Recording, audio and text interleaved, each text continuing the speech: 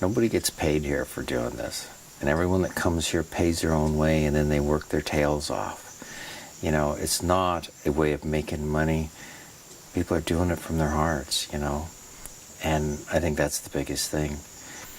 When people are here, this is a very emotional place, you know, and this is why I like people to come. Many people can't come, but those that can come, I ask to come, you know, because when you're here, the smell, the touch of the people, I mean, the involvement, I mean, it's just, there's no substitute for it. I think with TV and cameras and stuff, we've become so desensitized. I mean, it is just monstrous how you can see God's hand in.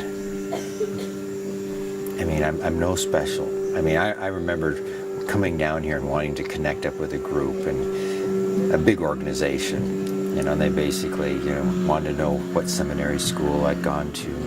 None. You know, what training have I had? None. You know, well, how many mission trips I've been on? None.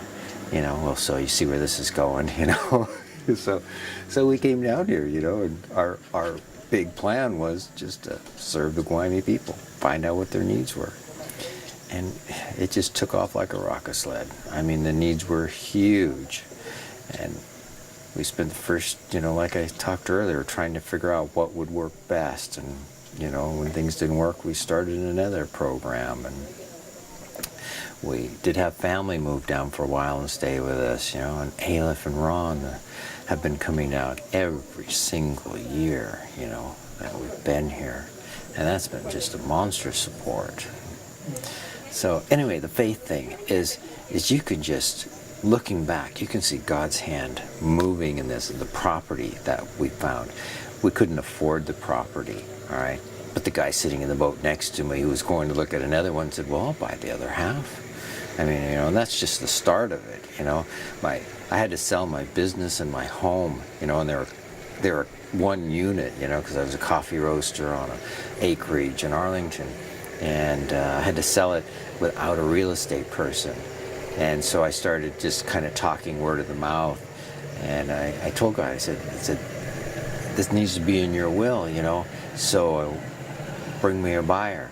In 30 days, we had 3 buyers for the place, you know, and it just goes on and on. I mean, because you can,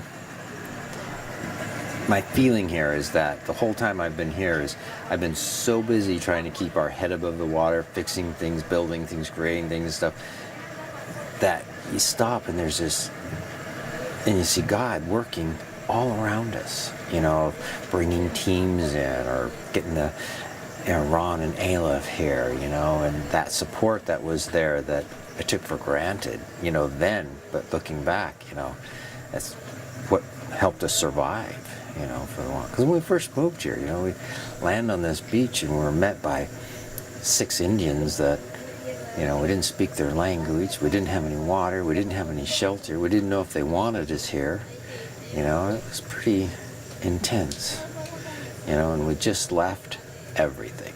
We'd sold our home, our business, left our family, you know, what we had was in 6 plastic totes that were at our feet here, you know, so yeah, God's been faithful. That's where we met Aleph and Ron, was in a small group, and later they told us when they learned, you know, because they were the ultimate missionaries, right, you know, and they were like, they were true brothers. They just looked at us and knew we were totally crazy and this was loony and we didn't stand a chance, but they also knew that God was involved, you know, and thank God God was involved. Here they are 10 years later, right with you. Yeah, right. You know, and that's the other thing is 5 years passed and the economy shifted. Things went really bad for us. I mean, we ended up losing most of our income in town. We were barely sustaining ourselves. We had bought some investment properties that weren't paying off, and this was a great success here, but it was constant. The Indians were here all the time, and we had no privacy. We had no, you know, we tried to create barriers, and that didn't work, you know. So anyway, long story, Joellen had just recovered from dengue, and we're just trashed. And again, through a set of miracles, we were going home for a while, you know, and then this property sold. That gave us enough to restabilize it back in the States, you know. We bought an apartment building, and so, but the story is that we basically got thrown off the horse. We weren't going back. I mean, we weren't going back, and Aleph, through his tenacity, wasn't listening to me, you know, and I told him no 3 or 4 times. I should have known better, you know. And then he's got a ticket bought for us, and it was fabulous. And I really appreciate Aleph for getting us back on the horse, because, you know, been back every single year.